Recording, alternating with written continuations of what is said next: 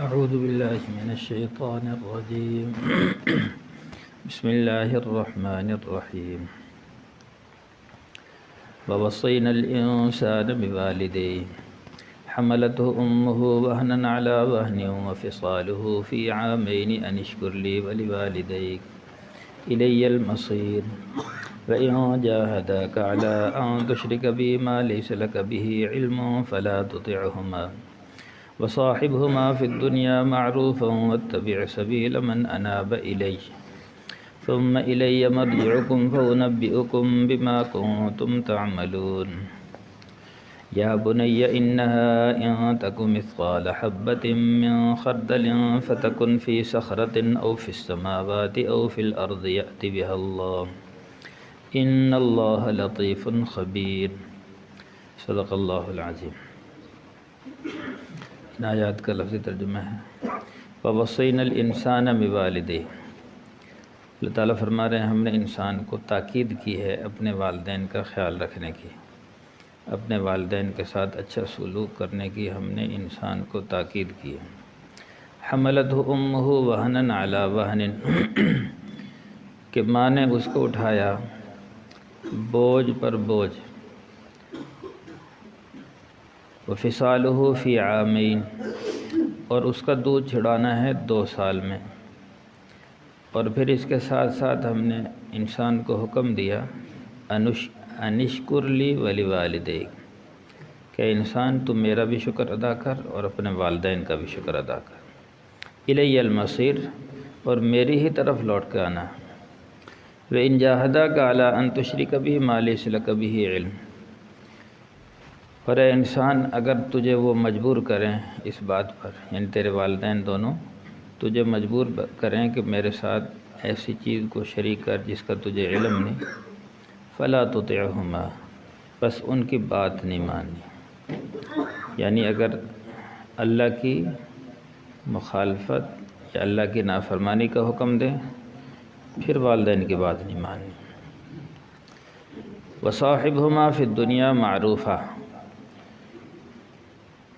اور اگر وہ خود مشرک ہیں تجھے بھی شرک کا حکم دے رہے ہیں، یعنی شرک کے بارے میں تو بات نہیں ماننی، لیکن ان کو اس کے باوجود، یعنی مشرک ہونے کے باوجود بھی ان کو اپنے پاس رکھنا ہے اچھے طریقے سے، یعنی والدین اگر مشرک بھی ہوں تو پھر بھی ان کو گھر سے نہیں نکال دینا، بلکہ پھر بھی ان کا خیال رکھنا ہے۔ وَاتَّبِعْ سَبِيلَ مَنْ أَنَابَ إِلَيَّ، اور اتباع کر اس شخص کے راستے کی جو میری طرف رجوع کرے، ثُمَّ إِلَيَّ مَرْجِعُكُمْ، اور پھر میری ہی طرف تمہارا لوٹنا ہے، فَأُنَبِّئُكُمْ بِمَا كُنْتُمْ تَعْمَلُونَ، پھر میں بتلاؤں گا تم کو جو تم عمل کیا کرتے تھے۔ یا بنی انہا ان تک مثقال حبہ، یہ بیچ میں والدین کی تاکید کا حکم آ گیا تھا کہ والدین کی فرما برداری کی اللہ نے تاکید فرمائی۔ اب چونکہ یہاں والد صاحب اپنے بیٹے کو نصیحت کر رہے ہیں، حضرت لقمان اپنے بیٹے کو نصیحت کر رہے ہیں، تو اس لیے باپ اگر بیٹے کو نصیحت کرے تو بیٹے کے لیے حکم ہے کہ باپ کی بات کو توجہ سے سنیں۔ تو اللہ نے یہاں والدین کے ساتھ حسن سلوک کا بیچ میں ذکر فرمایا، اس کے بعد پھر حضرت لقمان کی نصیحتیں شروع ہو گئیں۔ تو لقمان اپنے بیٹے سے فرما رہے ہیں یا بنیہ، ایک تو ہوتا ہے یا ابنی، اس کا معنی ہے میرے بیٹے، یا بنیہ اے میرے چھوٹے سے بیٹے، یعنی بڑی محبت اور شفقت سے جب بولا جاتا ہے یا بنیہ اے میرے چھوٹے سے بیٹے، ان تک مثقال حبہ، اگر کوئی ہو مثقال حبۃ من خردل، اگر رائی کے دانے کے برابر کوئی چیز ہو، فتکن فی صخرۃ، اور وہ چیز ہو کسی پہاڑ کی چٹان میں، او فی السماوات، یا آسمانوں میں ہو، او فی الارض، یا زمین میں ہو، یأت بہ اللہ، اللہ تعالیٰ اس رائی کے دانے کے برابر چیز کو بھی قیامت کے دن لے آئے گا۔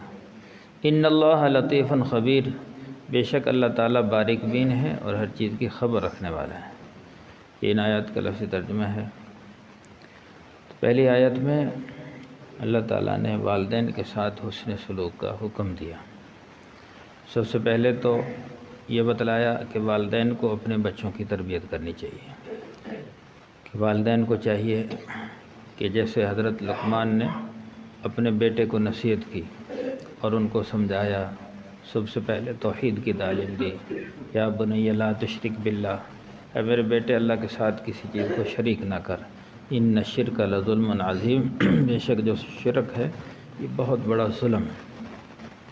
تو ایسے ہی جیسے لقمان علیہ السلام نے اپنے بچے کو سمجھایا، ایسے ہی ہمیں اپنے بچوں کے عقائد کی فکر کرنی چاہیے، ان کا عقیدہ صحیح ہو، کہیں کفر شرک میں مبتلا نہ ہو جائیں۔ آج کا جیسے الحاد کا دورہ ہے، اللہ کا ہی لوگ انکار کرتے چلے جا رہے ہیں، تو اس زمانے میں اپنے بچوں کو توحید، اللہ کی وحدانیت، اللہ کی عظمت، اللہ کی بڑائی، تو ہمیں ان کی فکر کرنی چاہیے۔ تو جیسے حضرت لقمان نے اپنے بیٹے کو سمجھایا کہ بے اللہ کے ساتھ شرک نہ کرنا، شرک بہت بڑا ظلم ہے۔ وَمَن يُشْرِكْ بِاللَّهِ فَإِنَّهُ، جس نے اللہ کے ساتھ شریک کر لیا تو بے شک اس پر جنت کو حرام قرار دے دیا، اور اس کا ٹھکانہ ہمیشہ کے لیے جہنم ہے۔ جس نے اللہ کے ساتھ شرک کر لیا فقد حبط عملہ، فرمایا اس کے سارے عمل باطل، جتنے چاہے عمل کرتا رہے، نمازیں، روزہ، حج، زکوٰۃ، سب ختم۔ شرک کر لیا تو سب کچھ فائد، اس لیے شرک بہت بڑا ظلم ہے، ان الشرک لظلم۔ آگے اللہ تعالیٰ نے حکم دیا کہ اولاد کو اگر والدین نیک ہیں تو ان کی بات مانیں، ان کے نقش قدم پر چلے، اور اگر خدا نخواستہ والدین شرک بھی کریں اور شرک پر مجبور کریں تو پھر ان کی جو شرک والی بات ہے وہ نہیں مانے، لیکن اس کے باوجود ان کو اپنے پاس رکھنا ہے، ان کے ساتھ اچھا سلوک کرنا ہے۔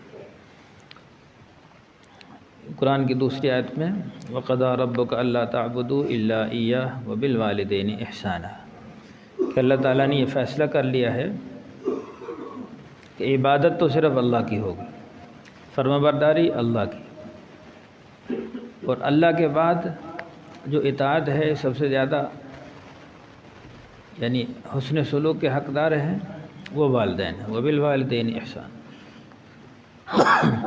ایک دفعہ ایک صحابی نے پوچھا، اے اللہ کے رسول کہ میرے مال کے سب سے زیادہ حقدار کون ہیں؟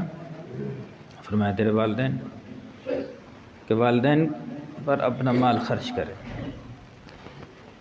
عام طور سے آج کل لوگ والدین سے علیحدہ ہو جاتے ہیں، والدین کو پوچھتے ہی نہیں، پھر کہتے رہتے ہیں وہ فلاں کے ذمے، فلاں کے ذمے، سب کے ذمے ہیں۔ جتنی بھی اولاد ہے، خاص کر جو بیٹے ہیں، ان کی ذمہ داری ہے والدین کو سنبھالنا، ان کی ضروریات کو پورا کرنا، ان کا خیال رکھنا۔ سب سے پہلے ان کے ہاتھ میں لا کر دے جو کمائیں، تو ان کو خوش رکھے۔ خدا نخواستہ والدین ناراض ہیں تو نہ دنیا میں انسان کامیاب ہو سکتا ہے نہ آخرت میں۔ فرمایا کہ والدین کی نافرمانی اور والدین کے حق تلفی ایسی ہے کہ اللہ تعالیٰ اس کا خمیازہ یعنی اس کی سزا دنیا میں بھی دیتے ہیں اور آخرت میں بھی۔ باقی جتنے بھی گناہ ہیں ان کی سزا یقینی نہیں کہ دنیا میں ملے، بلکہ دنیا میں کم ہی دیتے ہیں، آخرت میں سزا ملے گی جتنے بھی گناہ ہیں۔ لیکن والدین کی جو نافرمانی کی سزا ہے اس کو اللہ تعالیٰ دنیا میں بھی ضرور دیتے ہیں۔ وہ کیسے؟ کہ اللہ ایسی ہی نافرمان اولاد پیدا کر دیتے ہیں جو اس سے بھی زیادہ اس کو تنگ کرتی ہے، جتنا اس نے والدین کو ستایا ہو اس سے کہیں زیادہ تنگ کرنے والی اللہ اس کو اولاد دے دیتے ہیں، تو اور آخرت میں بھی اس کی سزا ہے۔ اور فرمایا کہ جتنا بھی انسان پارسا بن جائے، نیک بن جائے، چاہے عبادت گزار بن جائے، لیکن اگر والدین راضی نہیں ہیں تو اس کی بخشش نہیں۔ جیسے حضور صلی اللہ علیہ وسلم نے باپ کے بارے میں فرمایا کہ جو باپ ہے یہ جنت کا دروازہ ہے، اب تمہارا دل چاہے تو اس دروازے کی حفاظت کر لو، تمہارا دل چاہے تو اسے ضائع کر دو۔ یعنی باپ کی رضا میں اللہ کی رضا ہے، باپ راضی ہے جنت کا دروازہ کھل جائے گا، باپ ناراض ہے جنت کا دروازہ نہیں کھل سکتا۔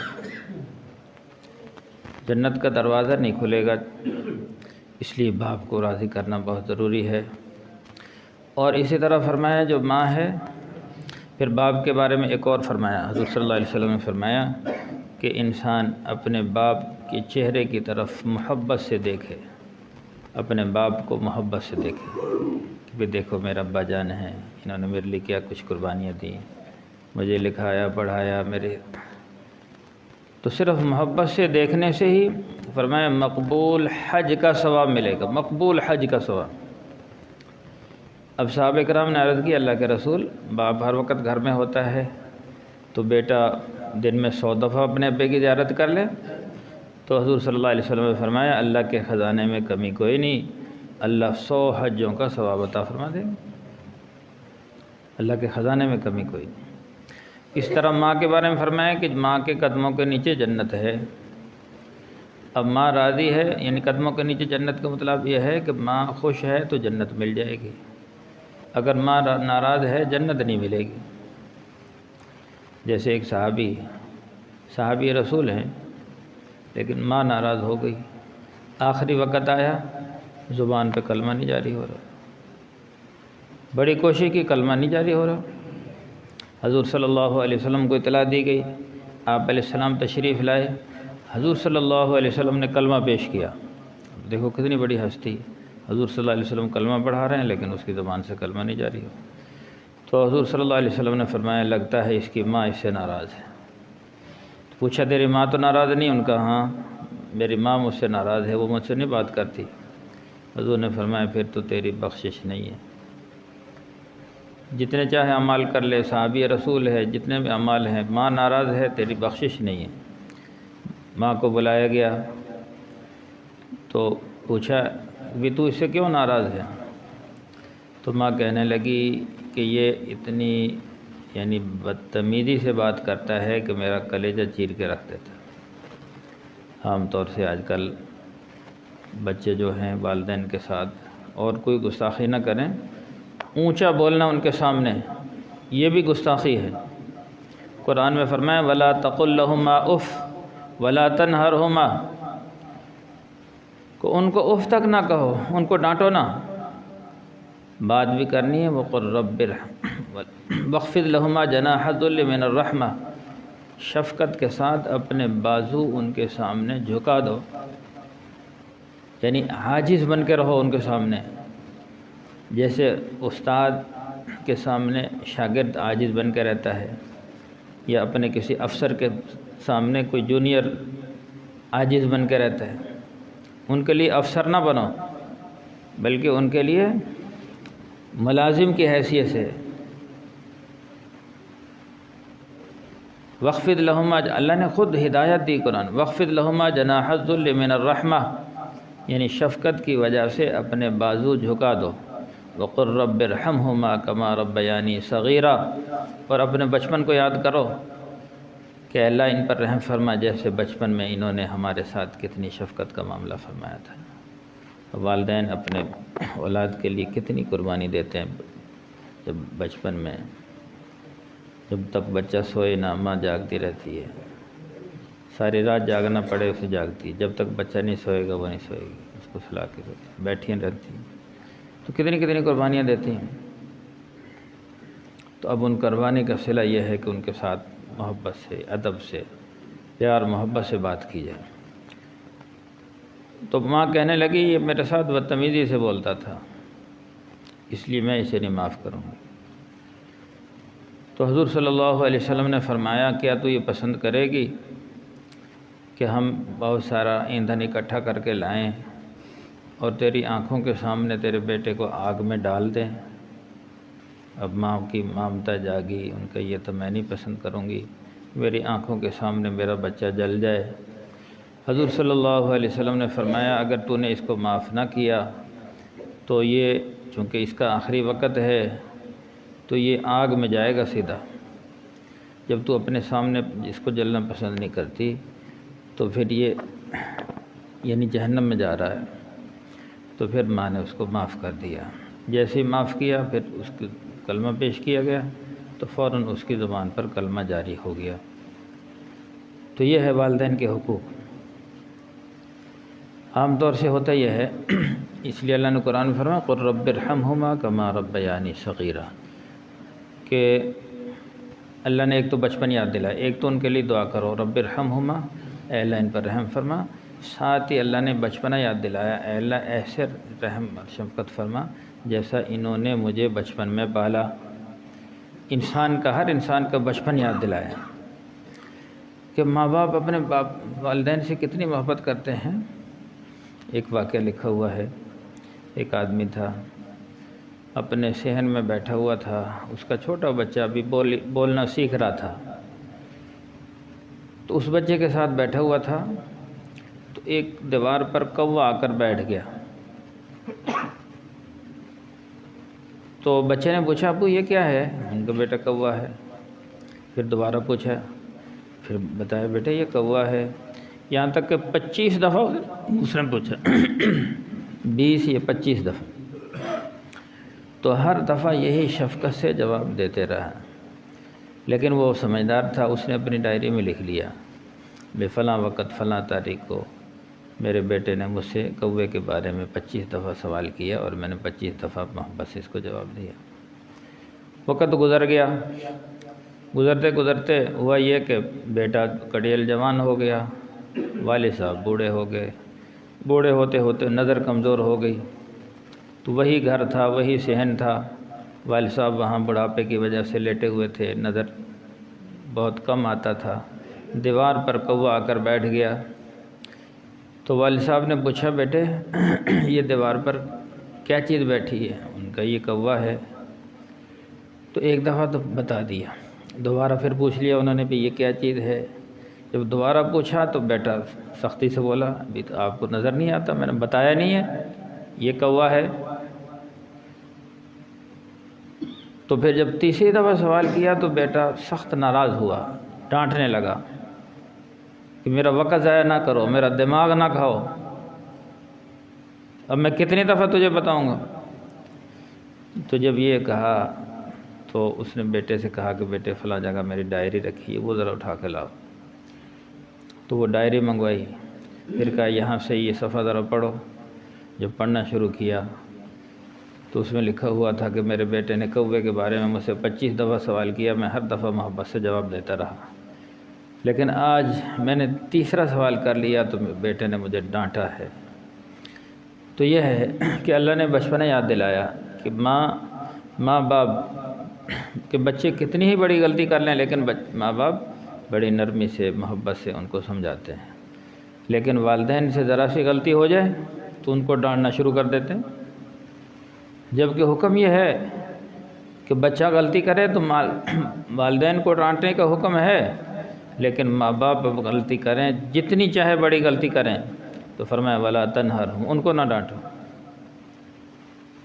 اب دیکھو نا شرک پر مجبور کر رہے ہیں، اللہ تعالیٰ نے فرمایا اگر تجھے وہ مشرک ہوں اور شرک پر مجبور کریں تو ان کی بات تو نہیں ماننی، لیکن ڈانٹنا نہیں ہے، ان کو گھر سے نہیں نکالنا، بلکہ ان کو پھر بھی مشرک بھی ہوں پھر بھی ان کے ساتھ اچھا سلوک کرنا۔ وصاحبہما فی الدنیا معروفا، کہ دنیا میں تو ان کو اپنے ساتھ ہی رکھنا ہے۔ ہاں یہ ہے کہ ان کی کفر شرک کا کہیں تو پھر بات نہیں ماننی، یہ نہیں کہنا۔ اب اس میں لوگ اعتدال سے ہٹ جاتے ہیں، بعض لوگ تو بھئی ماں باپ نے کہہ دیا بھی ایسا کرنا ہے، پھر ماں باپ اگر غلط بات کا حکم دے رہے ہیں، نماز چھوڑنے کا حکم، پھر نہیں بات ماننی۔ ماں باپ کہہ رہے ہیں داڑھی منڈا دو، نہیں بات ماننی، کیونکہ قرآن میں لا طاعت لمخلوق، حدیث ہے لا طاعت لمخلوق فی معصیت خالقہ، کہ مخلوق کی اطاعت نہیں ہے جہاں خالق کی نافرمانی ہو رہی ہو، وہاں مخلوق کی بات نہیں مانی۔ تو ان کو پیار محبت سے سمجھا دے بھی یہ بات میں آپ کو نہیں مان سکتا، باقی آپ کی بات ٹھیک ہے۔ پھر آگے فرمائیں واتبع سبیل من اناب الیہ، اتباع اس کی کرنی ہے جو میری طرف رجوع کرے، تو نیک آدمی ہے اس کی اتباع کرنی ہے، اس کے راستے پر چلنا، اس کے نقش قدم پر چلنا۔ باقی تفصیلیں الحمدللہ رب العالمین والعاقبۃ للمتقین، والصلاۃ والسلام علی سید الانبیاء والمرسلین۔ ربنا ظلمنا انفسنا وان لم تغفر لنا وترحمنا لنكونن من الخاسرین۔ اللهم اهدنا واهد بنا واجعلنا سببا لمن اهتدى، اللهم اهدنا الصراط المستقيم، اللهم اهد الناس والجان جميعا صلی اللہ تعالی علی خیر خلقہ محمد و آلہ و اصحابہ اجمعین برحمتک یا ارحم الراحمین۔